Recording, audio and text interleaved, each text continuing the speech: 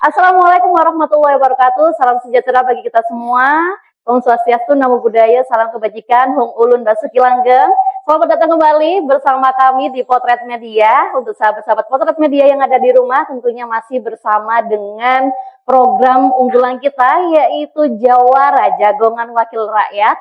Yang mana saya Niswa Besaratul Ghina selaku host pada hari ini. Nah, di sini sudah kedatangan tamu-tamu istimewa ini dari Komisi 1 DPRD Kabupaten Pasuruan. Kita sapa-sapa terlebih dahulu yuk, teman-teman sahabat-sahabat Potret Media yang ada di rumah. Ini mungkin ada yang baru pertama kali gabung bersama Potret Media. Kita kenalan dulu dengan Bapak Ibu Dewan yang sudah berada di samping saya pada hari ini. Paling ikonik pada sore hari ini ya, dengan kumis yang sepertinya udah menjadi ciri khas itu ya Pak ya. Jadi setiap banner-banner kampanye itu pasti kalau ada yang berkumis yang paling ganteng itu Pak Kasiman ya. Nah, kita sapa dulu dengan Pak Kasiman pada sore hari ini. Assalamualaikum. Waalaikumsalam Bapak, terima kasih atas kehadirannya Pak. Pak Kasiman dari Dapil berapa Pak kalau boleh tahu?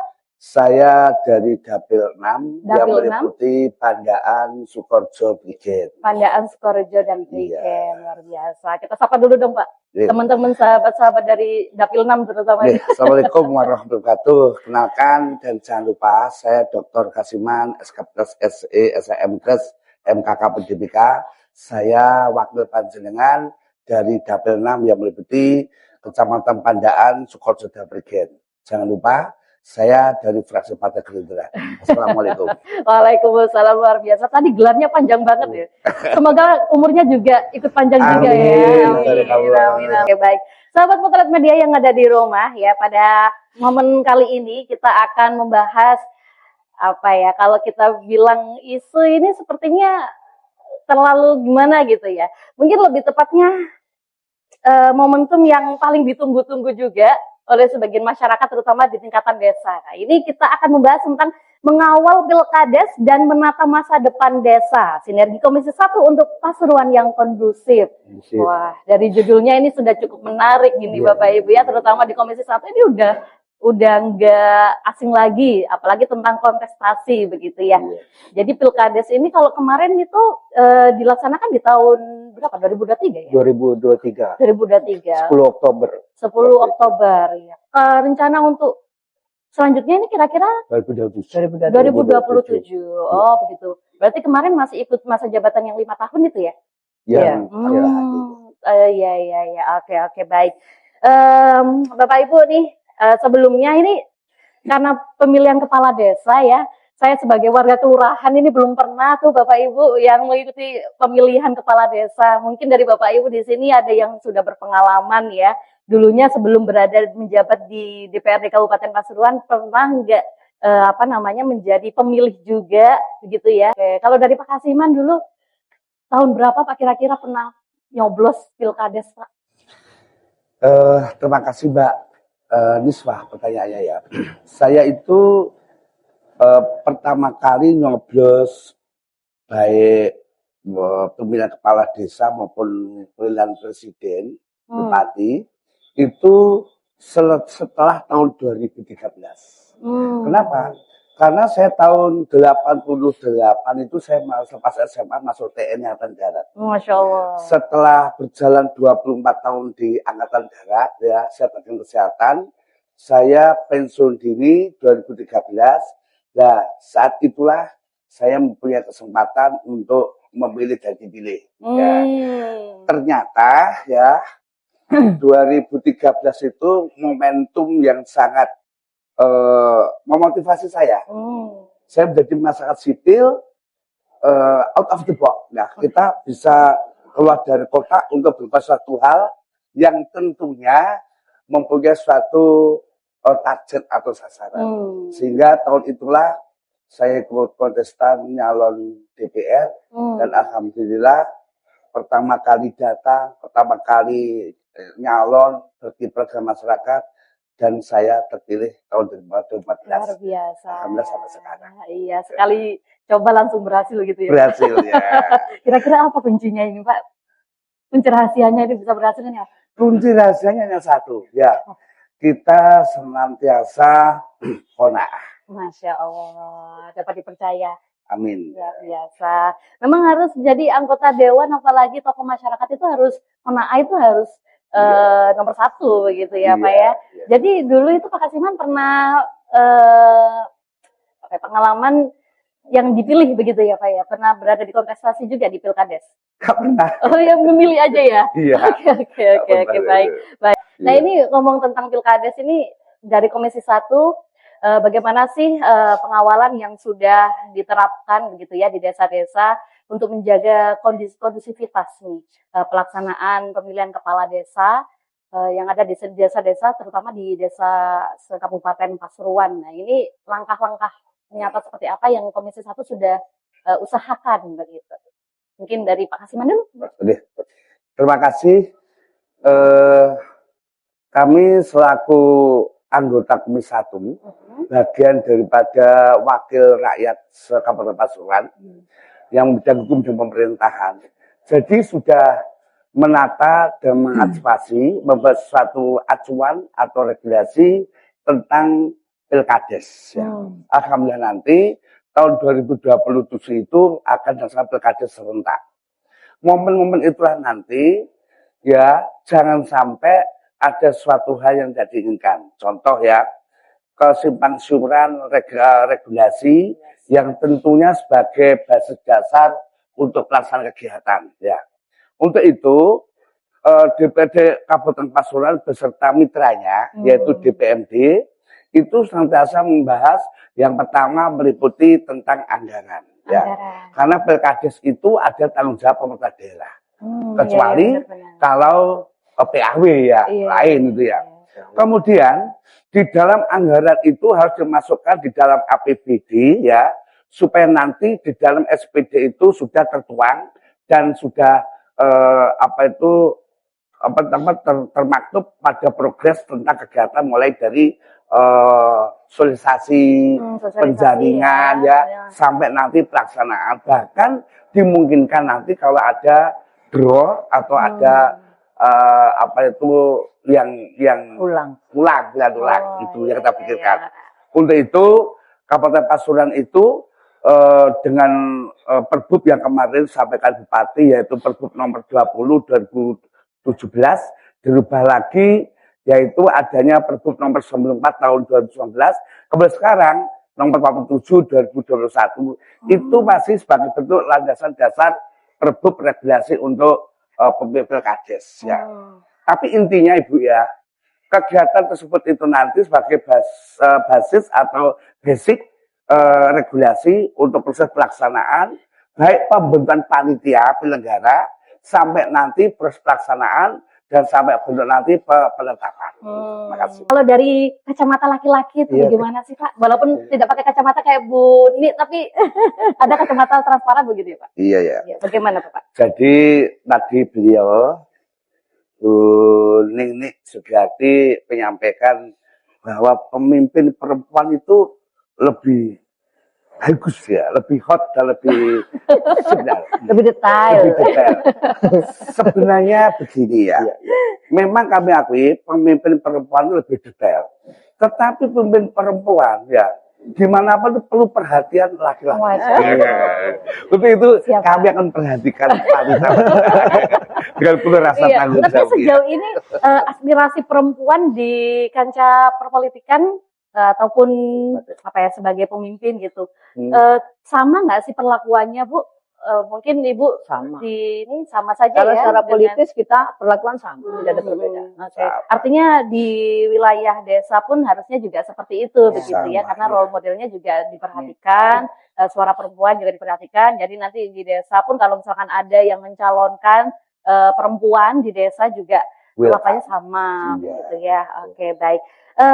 Saya ingin tahu kalau tanggapan dari Bapak Ibu Dewan ini kan karena yang membuat regulasi begitu ya terkait dengan penambahan tahun dalam masa jabatan Kades. Nah, ini kenapa sih kok pada akhirnya dinaikkan menjadi 8 tahun ini kemarin? Alasannya kenapa dan kenapa kok disahkan begitu?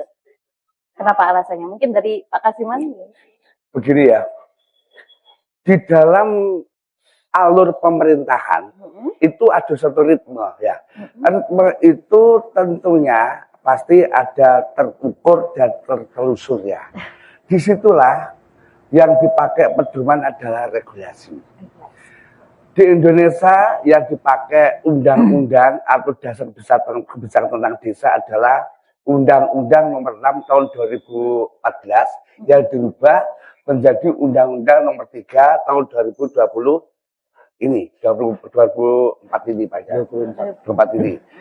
Bagaimana? Bahwa desa itu mempunyai suatu progres kegiatan, status, bahkan anggaran ya. Bahwa desa itu adalah pucuk pemerintahan yang di dalamnya itu ada suatu akar rumput yang melaksanakan suatu kebijakan pemerintahan yang meliputi beberapa hal ya. Salah satunya adalah memajukan kesejahteraan umum, kehidupan bangsa ya, menjaga ketertiban ya, dan sebagainya.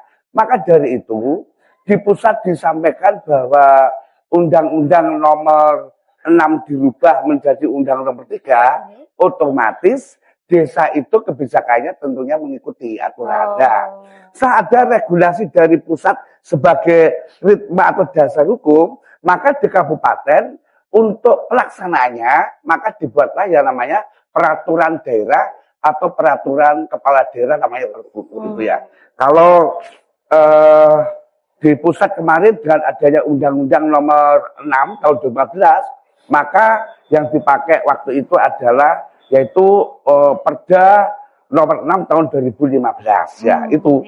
Bahkan calon kepala desa wajib bisa membaca kitab suci ya, itu zaman kita dulu ya. Kitab sucinya kalau Islam Al-Qur'an. Kemudian setelah ada Undang-Undang Nomor ini Nomor 3 ini perubahan Nomor 6 itu bahwa jabatan kepala desa itu 8 tahun, maka di kabupaten membuat suatu petunjuk teknik pelaksanaan, membuat satu Pergub dan Perda. Alhamdulillah hari ini memang tahapan-tahapan itu belum terbentuk semuanya, tapi untuk progres pelaksanaan yang inti, mulai anggarannya ya, mulai bagaimana nanti itu pembuatan kepanitiaannya itu sudah dibicarakan antara Komisi 1 dengan mitranya itu DPRD. Oke, terima kasih luar biasa Pak. Regulasi tadi itu tentunya kalau saya boleh bertanya ini yang periode yang kemarin ini artinya tidak perpanjangan ya, tetapi pemilihan ulang dari awal lagi ya untuk pencalonan kades itu ya. Karena kemarin kan yang demo itu kan kades yang sekarang begitu ya. Nah, nantinya di pemilihan kepala desa selanjutnya itu pencalonan ulang begitu ya, bukan perpanjangan yang kemarin begitu ya, bukan. Oh, berarti nanti di tahun berapa? 2027. 2027. Berarti tahun depan sudah ya. Luar biasa ini. Ya mungkin di rumah sahabat-sahabat Potret Media yang mau mencalonkan diri ini sudah mempersiapkan diri 1 tahun dari sekarang begitu ya. Kalau untuk di desa itu untuk pengawalan pilkades itu bekerja sama dengan instansi mana aja sih, Bapak? Polisi. Dengan Babin Kamtibmas apa? Ya, kalau apa saja? Kabupaten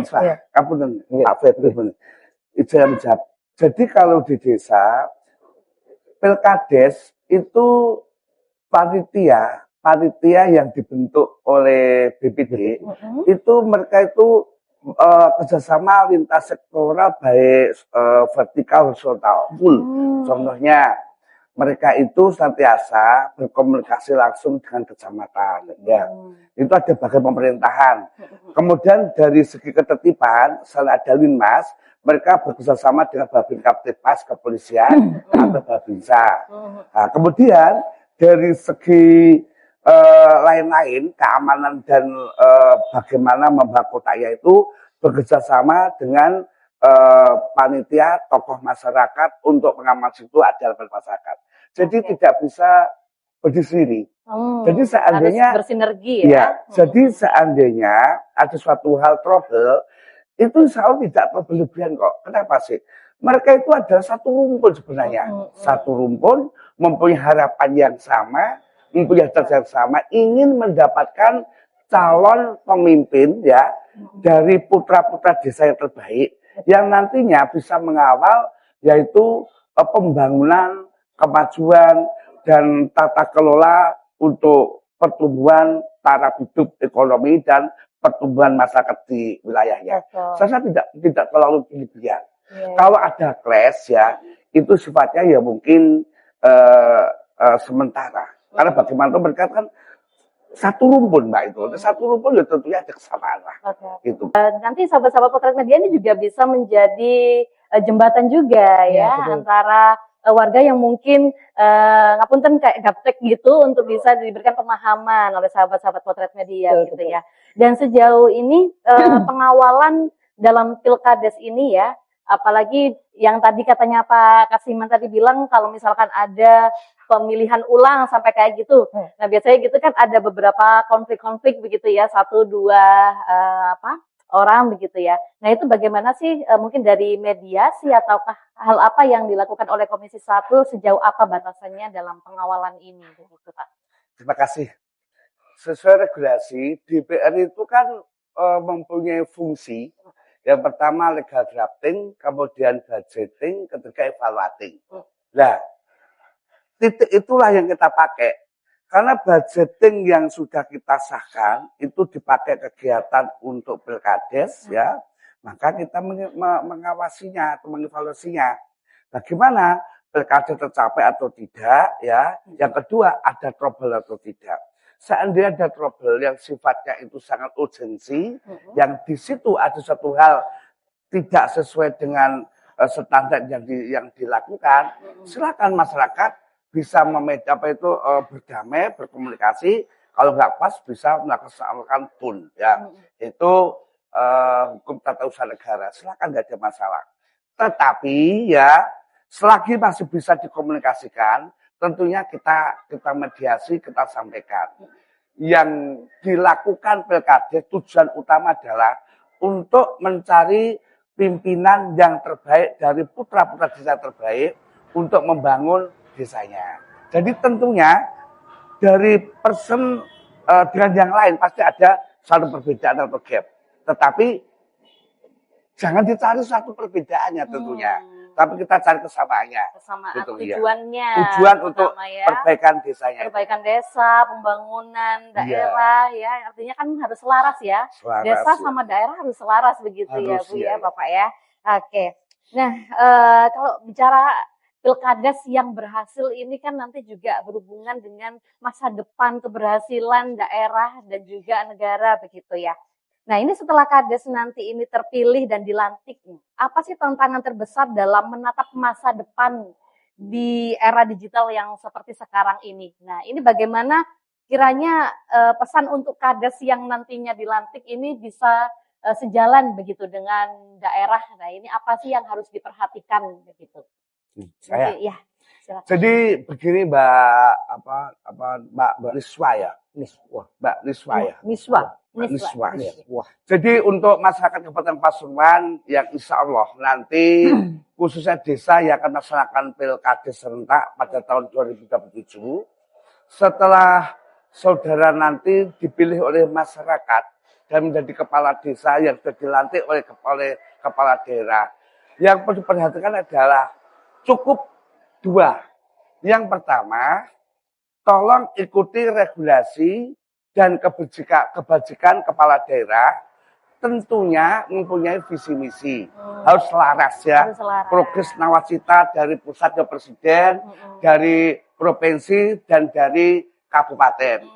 Kalau tidak sesuai dengan nawacita, visi misi kepala daerah yang dituangkan pada RPJMD, tentunya mesti akan dieliminasi atau di-delete ya. Yang kedua, yang penting sekali ya. Karena kepala desa itu adalah suatu matabor pemerintahan di desa, maka kepala desa senantiasa mempunyai kiat ya untuk melaksanakan kegiatan pelayanan sepenuh hati dengan mempermudah semua masalah. Karena Pasuruan itu terdapat 346 desa dan 24 kelurahan ya, maka dari itu perlu adanya proses digitalisasi ya.